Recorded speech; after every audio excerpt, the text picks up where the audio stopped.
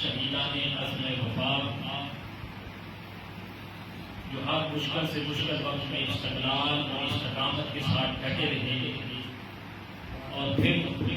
فردوس بری پہنچ گئے اور جن کے وجود کی وجہ سے اسلام کی عزت میں اضافہ ہوا، اس میں بڑا ہی اہم کردار حضرت عباس علمدار علیہ السلام کا۔ آپ باب مدینہ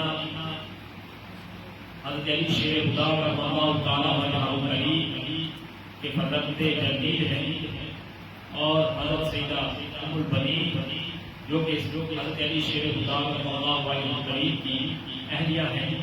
ان سے آپ پیدا ہوئے۔ آپ علیہ السلام کو قدرت کی طرف سے ان گنت خصائص، ان گنت خصلتیں آپ میں موجود تھی اور لاتعداد اور بے نظیر جو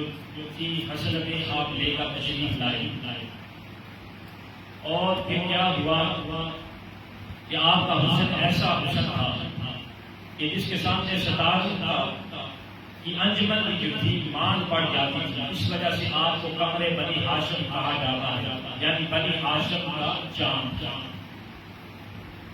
اور آپ احساس، اشار، صحابت، شہاد اور غرباء کی امداد، غرباء کے ساتھ ہمدردی میں پیش رہے اور سید الاسقیاء حضرت امام حسن مجتبی رضی اللہ تعالیٰ عنہ آپ اکثر سے پاکیز تھے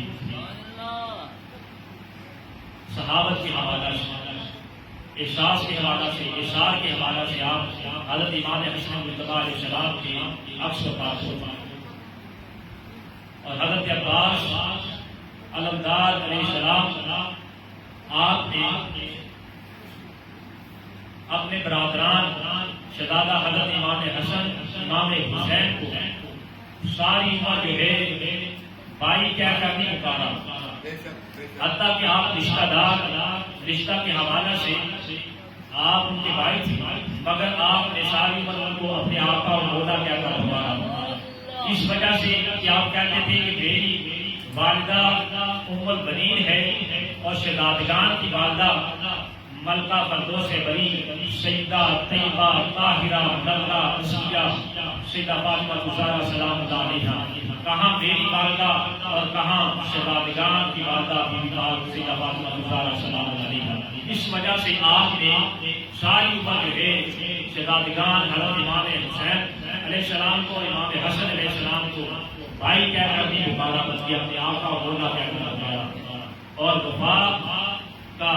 اگر نام لیا جائے، جو حضرت عباس کا اگر ہم جب نام لیتے ہیں، جو پہلا لفظ ہمارے ذہن میں آتا ہے وہ وفا کا آتا ہے۔ وفا کا لفظ جو ہے حضرت عباس کے ساتھ جڑا ہوا ہے، جن نے کربلا کے میدان میں وفا کی اور ہر مشکل مسئلے میں آپ جو ہے شہزادہ حضرت امام حسین علیہ السلام کے ساتھ رہے، ان کو تنہا نہیں چھوڑا۔ وہ حضرت عباس علمدار کہ جن کی والدہ ام البنین آپ یہ کہتی تھی اور فخر کرتی تھی اور راحت محسوس کیا کرتی تھی خود کو حضرت بی بی سیدہ فاطمہ الزہرا سلام علیہا کنیز کہہ کر مجھے پکارا جائے، میں کنیز فاطمہ کہنے پر وہ کہا کرتی تھی میں فخر محسوس کرتی ہوں، راحت محسوس کرتی ہوں۔ حالانکہ وہ بھی حضرت علی شیر خدا کا اللہ وجہ کریم کی اہلیہ ہے، مگر وہ اپنے آپ کو کنیز فاطمہ کہنے پر فخر محسوس کیا کرتی ہے۔ حضرت عباس علمدار جب یوم عاشور تھا، شب عاشور کے دن کیا ہوا، شب عاشور کو حضرت امام حسین علیہ السلام آپ نے کیا کیا، آپ نے لائٹس بند کروا دی، بتیاں بجھوا دی، کہا کہ بتیوں کو بند کر دو، لائٹس آف کر دو، اور کہا کہ پھر جب خطاب فرمایا کہ مجھے تم سب سے کوئی گلہ نہیں، کوئی شکوہ نہیں، جو جانا چاہتا ہے چلا جائے، بچ جائے، میری خاطر اپنی جانیں نہ دو، واپس چلے جاؤ۔ اتنا کہنے کے بعد آپ عبادت میں مشغول ہو گئے، اور جب صبح ہوئی، روشنی ہوئی تو دیکھا کہ سب بیٹھے تھے، اور سب سے پہلے حضرت عباس علمدار کھڑے ہوئے اور کہا کہ میرے آقا مولا حضرت امام حسین علیہ السلام یہ کیسے ہو سکتا ہے کہ ہم آپ کو کربلا کے میدان میں تنہا چھوڑ جائیں؟ ایسا نہیں ہو سکتا، اور ایسی زندگی کا پھر کیا فائدہ ہے جو آپ کو تنہا چھوڑ کر ہمیں حاصل ہو؟ ہمیں ایسی زندگی نہیں چاہیے۔ میرے آقا مولا ہم یہ نہیں کر سکتے، ہم یہ نہیں کام کر سکتے۔ تو حضرت امام حسین علیہ السلام نے حضرت عباس کی جانب دیکھا اور مسکرائے اور کہا کہ عباس، مجھے تم سے یہی توقع تھی، یہی امید تھی کہ تم یہی بات کہو گے۔ اور پھر حضرت عباس نے کے بارے میں یہ بھی آتا ہے کہ جب شبر نے کیا کیا، آپ کو ایک امان نامہ بھیجا جس میں لکھا تھا کہ آپ واپس کر جائیے، آپ کو کچھ نہیں کہا جائے گا۔ یزیدی افواج کے ہاتھوں یہ امان نامہ آپ کو بھجوایا گیا۔ تو آپ نے کہا جب ایمان نامہ تم ملا تو آپ نے کہا کہ میں ایمان نامہ پر لعنت بھیجتا ہوں، میں ایسا نہیں ہو سکتا، میں